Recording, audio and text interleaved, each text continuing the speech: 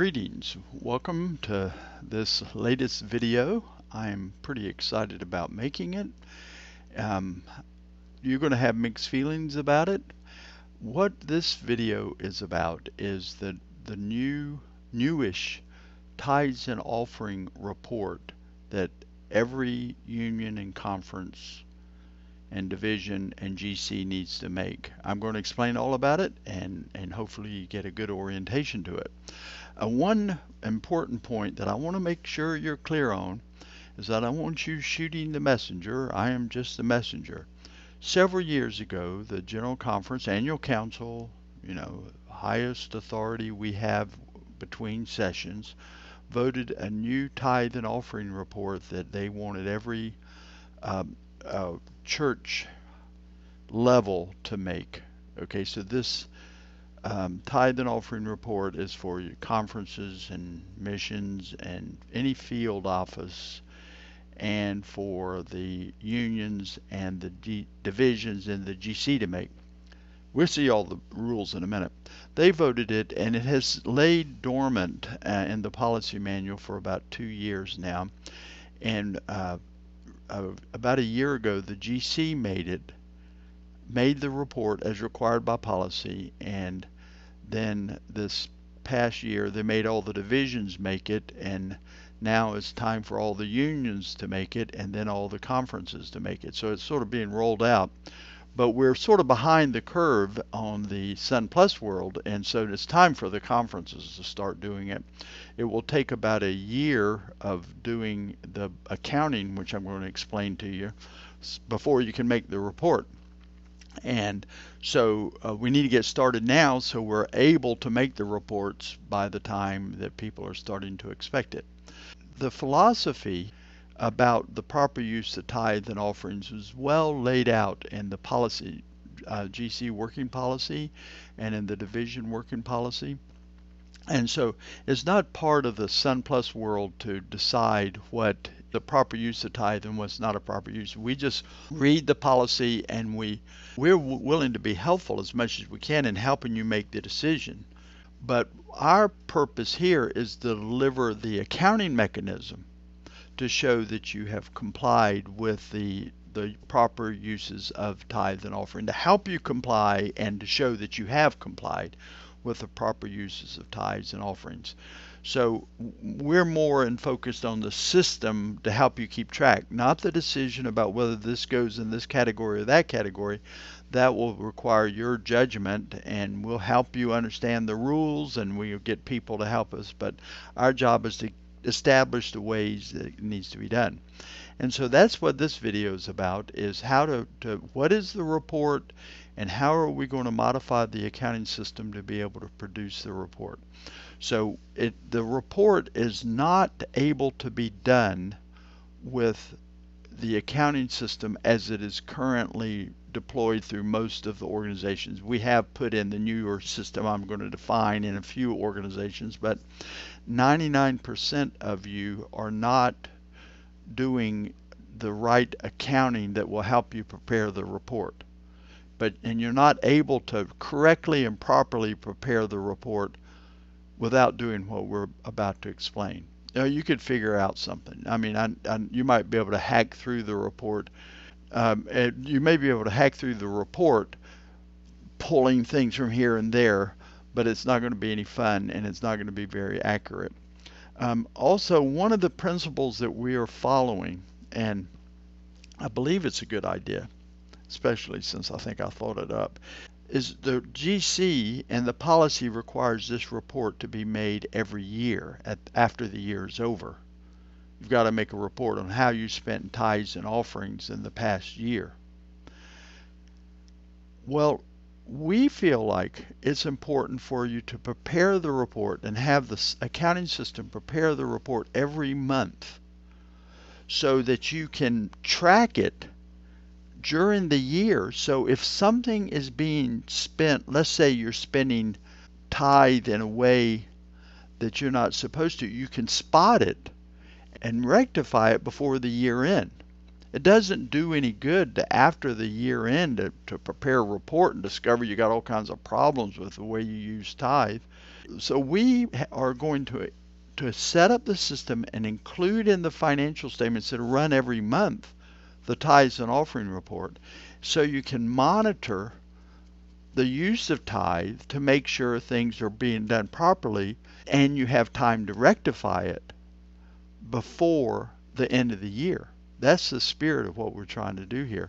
And so if it looks like we're doing overkill, it is because of that idea that you don't want to just after the year is over sit down and sort of pull figures together to make a report and then discover you're in an embarrassing situation. You want to recognize that you've gotten in a bad situation, and during the year when you still have time to properly and above board fix it. I don't mean changing entries, but make sure that you underspend tithe and other reasons so you still can cover this cost or whatever. That's the point. I hope you enjoy these videos. First part, maybe almost 2/3 of the video, will be explaining the policy and then what the reports need to look like. Everyone needs this, and everyone needs to comply with that policy and preparing those reports. The second part of the video is how you need to modify your accounting system and modify how you're doing accounting. That's sort of up to you. If you want to try to make the report without it, you can. I think you're going to see that it's not so bad. It's really simple to understand what we're doing. I mean, it is additional work for the bookkeepers. Don't get me wrong. When we're done, you say, man, this is going to be a lot of more work. Well, it's going to be a little bit more work for your bookkeepers. But setting it up is a 15-minute process. Getting your bookkeepers up to speed is another 15 minutes. So it's not hard to put into place. It's just another aggravation when you're writing a journal entry. Just stand by and watch what happens. Okay, so I'm going to change now over to start sharing my screen so you can see what needs to be done. Thanks. Okay, here we have a PDF of the GC working policy. In many divisions, the GC working policy is encapsulated into the working policy of the division, so there's supposed to be perfect harmony between the two.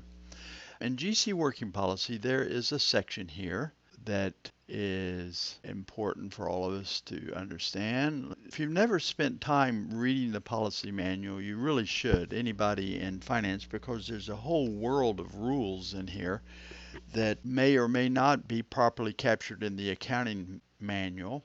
Usually we just count on the accounting manual to keep us in line, but the one that are particularly interesting to us is in section S, called General Financial Policies, about rules about care and responsibility and planning and budgeting and borrowing and preparing reports, and about your compensation review committee and so forth and so on. So this policy that we're looking at today, though, isn't in the financial section. It is in the section called Tithes and Offerings. So in the Tithes and Offerings section, there's a whole pages and pages. Let's see, it starts on V4 and ends and goes all the way for about 54 pages about the proper use of tithe. And every treasurer should be completely familiar with what is included in that policy. But our project today is looking at this concept of accountability for the use of tithe, and that is V20 of section V, page 20. And here it is, and we'll go through this just a little bit with you. It talks about the operating cap of tithe at the General Conference is very interesting, and the promotion of the tithe plan, and it's got a section called reporting and monitoring. So our discussion today is policy V2020 is what we're preparing for. It says administrators and executive committees not only need to understand scriptural and spirit of prophecy counsel regarding the use of tithe and the policies that have been developed to guide the church in applying the counsel, but they also need to assess and evaluate its application within their territories. To assist this ongoing evaluation and monitoring, okay, ready for the rules, here they come. Each conference, mission, field, union, division, and the general conference shall make an annual report to its executive committee on the sources and uses of tithe as following. So this report has to be prepared and is presented to their executive committee. You're going to see that in a minute that it has further uses, but let's just go ahead with what this report to the executive committee must have. It first off starts off with tithe received, and it includes a list of A, B, C, D, E. Don't worry, there's a reason I'm being so deliberate here. 1A, 1B, 1C, 1D. And these are the types of breakdown they want on the sources of tithe, and then on the tithe received. Because of the flow-through nature of tithe, you take the tithe received from the members and tithe received from lower organizations. So a conference would have a lot of tithe received from members. A union would have tithe percentages received from lower organizations. The division would have that. Then tithe appropriations received from higher organizations and tithe received from any other source. And then you back out the tithe that you sent upward, that was sent out. This is the tithe percent to higher organizations. This is not tithe appropriations. And item E.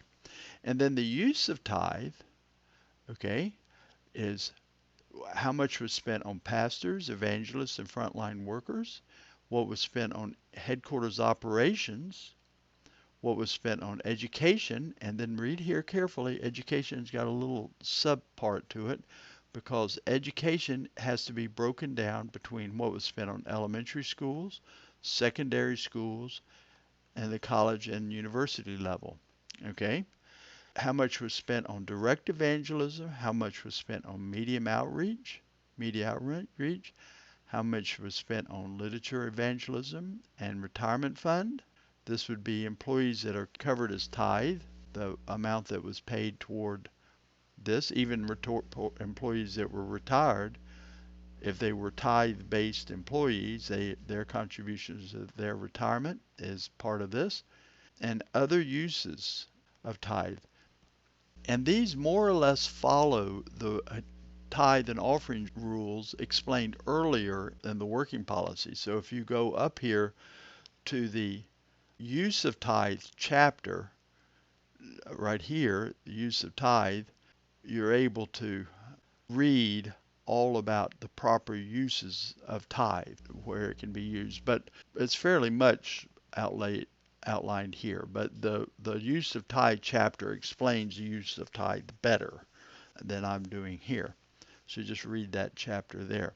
That is the source and use of tithe report that is being required. The policy prescribes the categories they want it broken into as far as how did it come in and the categories of where it went when it went out. Then it goes through, it has this requirement here, requirement 3, no surprise here. Local conferences, missions, fields, union of churches shall report to their executive committee how the tithe was used within their territory. Simple enough.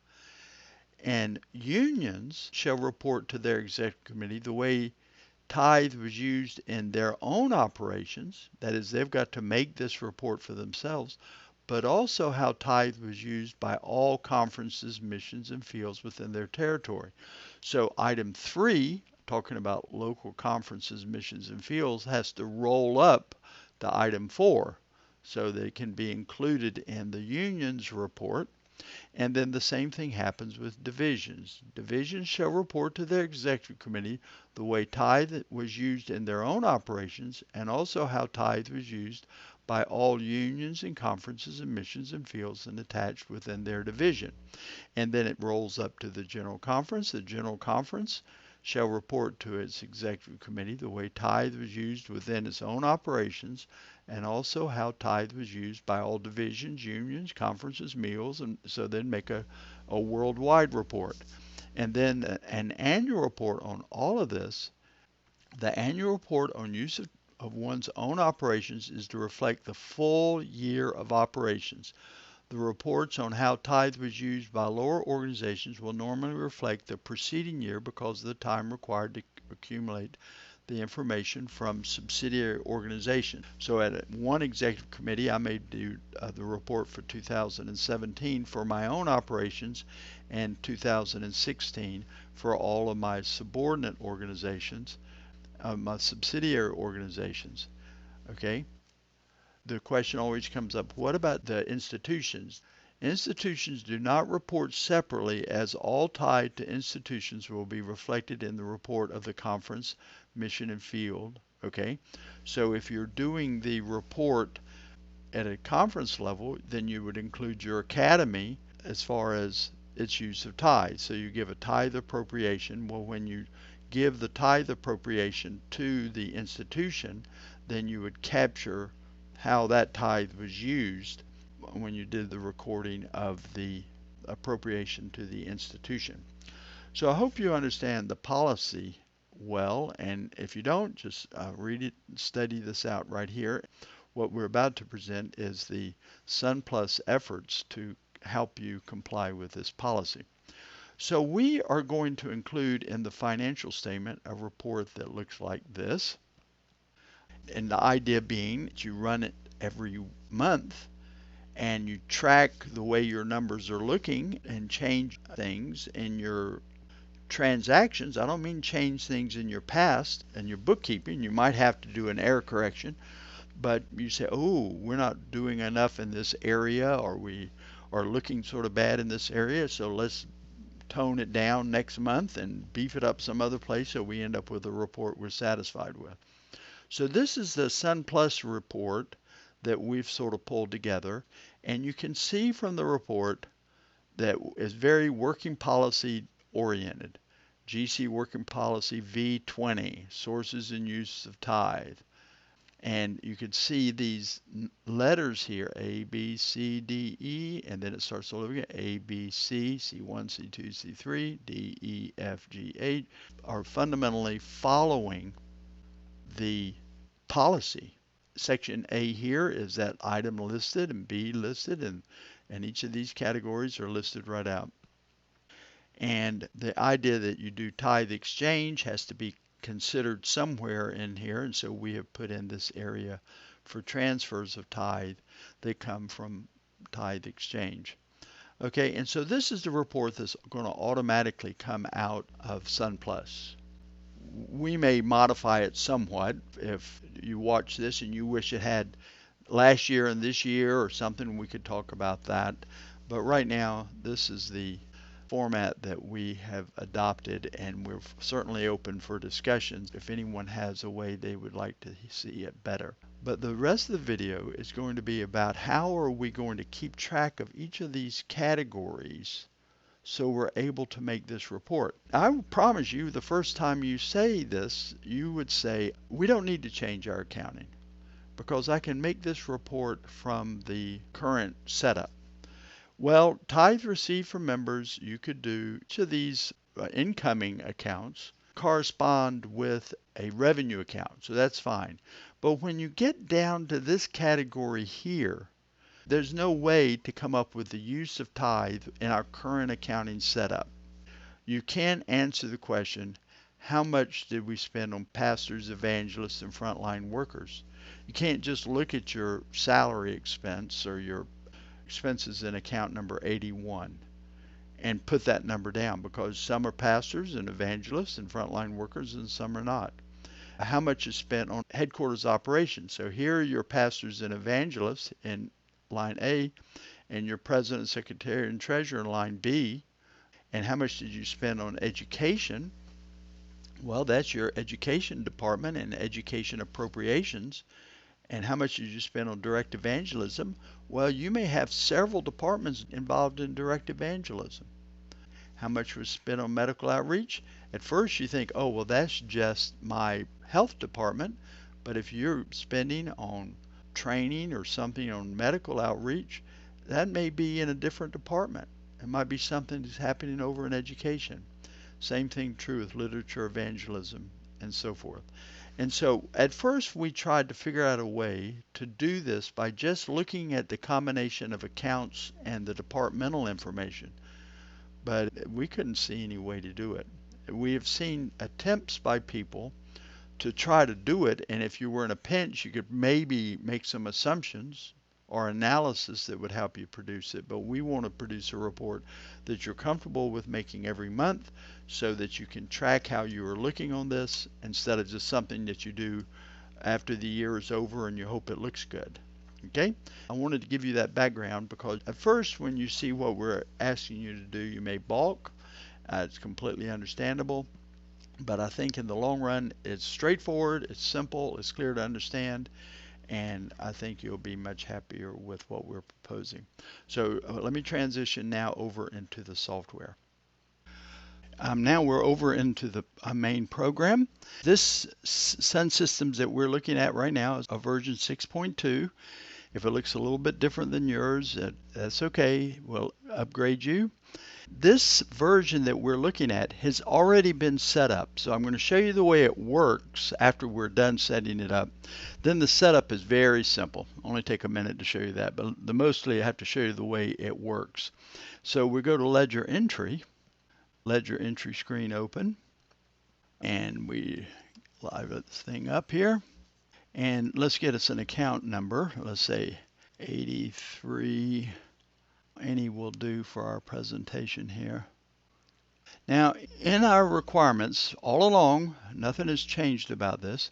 When we have a revenue and expense account, our rules say you have to enter the fund, the resource, the function, and the restriction. For you that haven't been upgraded yet, the resource is sort of combined with the restriction. We're not worried too much about that. When we get you upgraded, you'll understand it completely. Nothing about an upgrade stops you from doing this right now. We choose the account, then we enter the fund, resource, function, and restriction. In my experience, the accountants spend, the bookkeepers spend no time on that. Right away, almost everything is Fund 10. The resource is usually pretty fast too. Unallocated tithe, unallocated non-tithe, real quick. Then the accountants spend some time on choosing the right department. That's fast. Once you've done it for a few months of choosing your function, you know the department codes, you can almost just enter them. Well, now the same thing is going to be true with restriction. Restriction is going to take a little bit more time, but I promise you, once you've done it a little bit, you will be able to quickly get this done. Also, this is correctable over an account allocation, so if the accountant makes a mistake, it can be changed. The restriction now has been expanded to have lots of categories, so don't let this shock you. So we're clicking this, and you'll see that we have restriction categories that match the policy that we just finished looking over. So each of these rows here represents a type of source or use of tithe.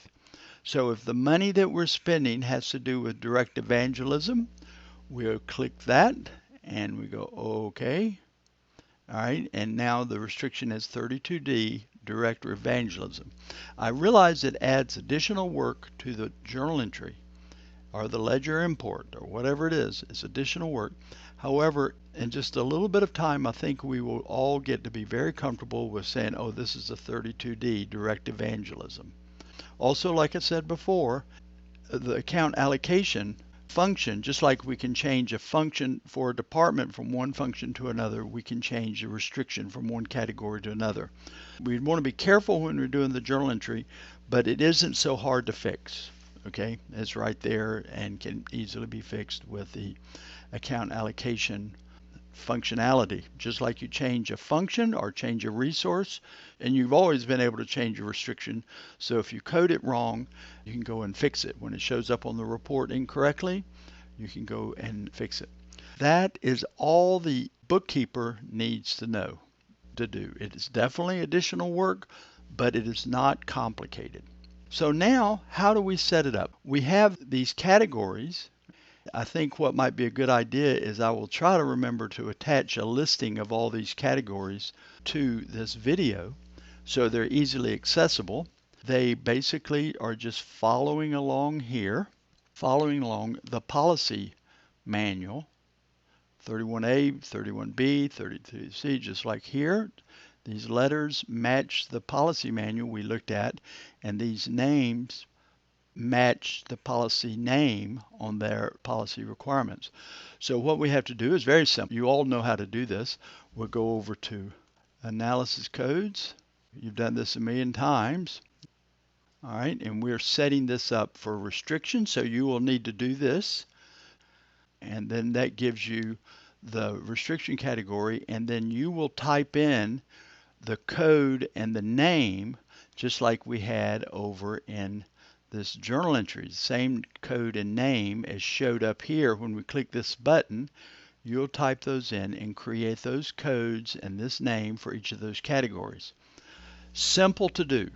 The new financial statements that will come out before December will take advantage of these codings. So if you get this set up and you get your accountants running on it, then the new financial statements will immediately start making the report you need, and you can start monitoring the progress and be ahead of the curve on it. Now, there's one other thing that has to be done. Definitely setting up these analysis codes needs to be done by someone who has the power and the right to set up the analysis code. The group your user is in Sun Systems has to have the right to make this change. So not any accountant can create a new analysis code. It needs to be an accountant that has the rights to go into analysis code setup, and you click on analysis code there and you get an error message meaning that you don't have the right to get into it. You have to get the rights or get somebody who does have the rights. Well, the same thing is true with what I'm about to show you. The next thing that has to be done, besides get up the analysis codes, this is very simple, very, very simple. The person that has the rights to see the business rules, so over in the system, okay, right here, business rules show up. The user that does what I'm about to describe has to be able to see the business rules. If you don't have those rights and you don't know how to get to them, then you need to contact support and let us help you get so you can actually do what I'm describing here. So you see the business rules here. You only see them if you have the rights. The way to find out whether you have access to business rules is to try to change a business rule. That's the simplest way, and if you get error messages, you know you don't have the rights. First off, we have to find the 4 rules that need to be changed. There's 4 of them, and there are 2 sets of 2 to make up the 4. Now, if you're interested in business rules, there's a whole set of videos on editing business rules, but I'm assuming here that you haven't watched those videos. I'd love it if you did, but I'm assuming that you haven't, and so we're going to take it from ground zero and just a little bit extra explanation. In a business rule, you have an event and you have a rule that is under the event. An event is exactly what the name implies. An event is something you're doing in Sun Systems. For example, you push new line in a ledger entry. That's an event. Or you push post. That's an event. There are many, many events, but we have set up and we are using these events right here. Now, in these events in Sun Systems, this is all of them, the 2 that we are interested in is ledger entry end of line. There are 2 rules under that event that need to be modified, and under ledger import end of line, 2 rules under there that need to be modified. In fact, they are the exact same parallel worlds. These are the rules here that govern when you push a new line in ledger entry, and these are the exact same rules as up here, but this is when you do a ledger import. And so under each of these 2 events, we have 2 sets of rules. Let's look at this one. This is a ledger entry end of line. Okay, so we'll select that. Under this ledger entry end of line, we have 2 rules that need to be modified. The first one is this one that has the resource restriction in the name. validate resource and restriction. And then we have UFTF when restriction is 3. These are two rules that make the restriction and the resource act well, and to make the UFTF resource play well with the restriction. That's what these two rules are doing. To do what we're talking about here, you don't actually have to understand what the rules are doing. Under the ledger entry, there are the rest that needs to be modified and the UFTF that needs to be modified. And we have the exact same parallel world under ledger import. This is ledger import, okay? And the two rules that need to be modified is the restriction rule and the UFTF rule. For the sake of clarity and almost boredom, I'm going to change all 4 of those rules, but the way you change them is exactly the same. Basically, you need to know there's 4 rules that need to be modified, and if you know how to modify one, the process is exactly the same for all 4. But for clarity's sake, I'm going to do all of them. So let's just go back here because I like to work from the top down. We'll do the end of line, okay? So we're doing a ledger entry, end of line, okay, where I was just a minute ago. And this ledger entry, end of line. And we're going to change the RES. There we go. The RESC rule right there. This is so simple. A child could do it. So I have them both here like I want them. Then I click OK, and it populates all these fields. And then we go over here, and you see there the rule needs to be open. Okay, just you can double check all this, and then we go to details. This is so simple.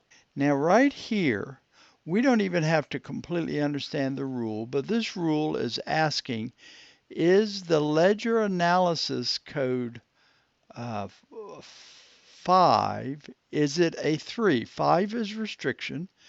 Is restriction the number 3? Well, under our new arrangement, we have none that are 3. The ones that we've added start with 3. The code starts with 3, 3, 1, 3, 2, 3, 4, so forth. So we want this rule to work with any code that starts with 3. Not any code that is 3, but any code that starts with 3. See the difference? Okay, I'll reiterate that. Right now, the way it's written, it will work if the ledger 5 is equal to 3. And what we want it to say is ledger 5 is equal to anything that starts with 3. Okay, so we'll amend it. Okay, and this is the important point. This is why you're watching the video, and I click OK. When I click OK, look what's happening up here. When I clicked OK and moved down to here, you keep looking up here, and then I'm clicking OK, and it moves down to there. Okay, and I click OK, and it moves down to here. And so I'm now able to put the wildcard in there, 1, 2, 3, like that, a few of those. And this says, with this change, it starts with 3. Okay, and we go OK.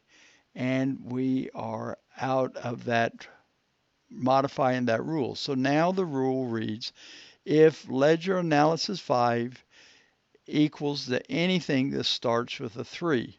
So we have to do that down here one more time. So we do amend. Now watch up here. I'm clicking OK one time, and you can see that it's now jumped down to here. Okay, I go OK again, and it's jumped down to here. And I go OK again. This is activated. I put in my 3 little asterisks there, and I go OK, and I'm out of the rule. And so now I have amended this rule the 2 places. So we have 2 events. Each event has 2 rules, and each rule has 2 places it needs to be amended. Exit out of here, and I've done one. And I exit out of here, and I have completely done one rule set. I have 4 to do. I know this will bore you, but I'm going to just sit here and do all of them. So I'm still on my second one on end of line. We click that. REC is what I just did. I'll do the UFTF one right there. If it's UFTF, it sets the restriction to 3. Here we go. We've got all of it populated, and we've got open there, and we do details. Okay, and you can see that we have this right down there. Then I've clicked it, and it's highlighted right there. I click amend. Okay, now watch up here. I'll click OK, and now this is ready to be changed. Okay, I click OK. This is ready to be changed, and I click OK, and now this is ready to be changed, and I put in my wildcard. Okay, and I go OK, and I've got it. And now I'll come down to the second place that needs to be changed. Okay, I'll come down to my second place that needs to be changed in this rule. Okay, I'll do amend. Okay, I'll do OK, and it highlighted that. Now there's no operator here, so it's going. The next time I click OK, it's going to highlight or activate value 2 here. So I go OK, and I can change this, and I put in my wildcards, and I've updated that rule. All right, and we go OK, and then we go exit, and we can go now, and then we exit out of here, and then I go to rule sets, and I've done half of them that needs to be done, and I know this is a little boring, but just stick with it. It goes fast. And now I want ledger import right here. Ledger import, end of line. I go OK with that. And the first rule that I'm going to modify is the RESC rule right here. Okay, I click that. I'm going to do it real fast here since this is the third time I've showed it to you. And then I click detail. I click that one. And then I amend. And that's highlighted right there. And I go OK. And now that's highlighted or activated. Okay, now the operator is activated, and now I've got the one that I want to change activated, and I go 2, 3, and we go OK. And then we come down to this second line. Okay, let me just keep clicking until I figure out how to get it to go down there. All right, amend. All right, so right now this one is highlighted. I go OK. This becomes highlighted right here. I click OK. This doesn't have anything, so it's skipped right to there. And I go 3 stars, 1, 2, 3, and I go OK, OK. And I've made my amendment, and I exit. All right, and so I've done 3/4 of this, and I go rule sets, ledger import. Okay, and then I do my UFTF one. Okay, I go OK, got it all lighted. I click detail here and amend. So this is highlighted. Click OK. This is highlighted. OK, the operator highlights. Then this highlights. All right, and I'm just going to change that to 3 wildcard, wildcard, wildcard. So the rule works in any case. Okay, if it starts with a 3, we go OK, and then we come to this next one, amend. Okay, OK, highlighted that. OK, and now I'm ready to change this. All right, and 2, 3, and we go OK, OK, and then we can exit. Now I know that you're getting tired of watching this video, but just show you what kind of crazy mind I have. I want to go back and check all 4 to make sure that I got all 4 changed. Okay, Don't worry, we can do it really fast. End of line. We'll go OK. And the first one that I needed to change was the RAS. Okay. And I go OK there, and it's all activated. I click details, and you could see the wild card is there. So exit out, rule set, end of line,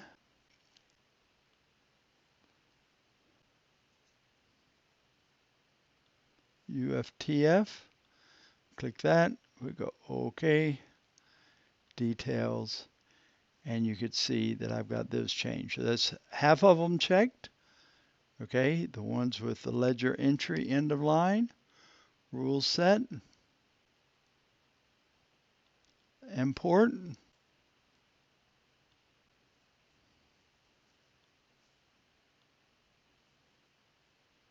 done. Okay, we got it. I know that it's probably silly me checking, but I like to be careful.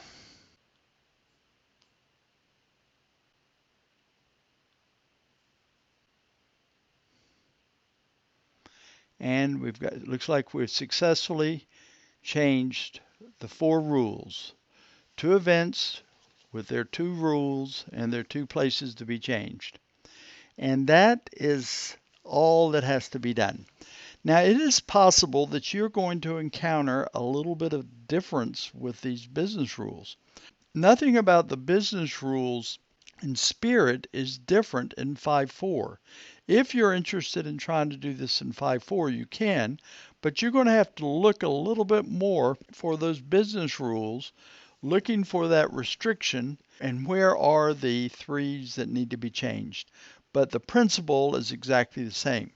One way to actually do this is to try operating a ledger entry with the new restrictions and then look at the rule that pops up and then go find that rule and fix it. I hope that this helps you, and I hope that all this stuff about business rules doesn't bother you too much, because it's very simple, but it's very important report that we are having to make, and I believe it is valuable from our accountability to the proper use of tithe. You know, the tithe is the heart blood of the denomination. It keeps many things happening, and if we're careful with our stewardship over it, that will build donor confidence, and that is sort of why we accountants are here. So thank you for this, and I hope that you enjoy and can make some really good use out of this. And we're going to have some beautiful reports. Thanks a lot, and I will see you next time.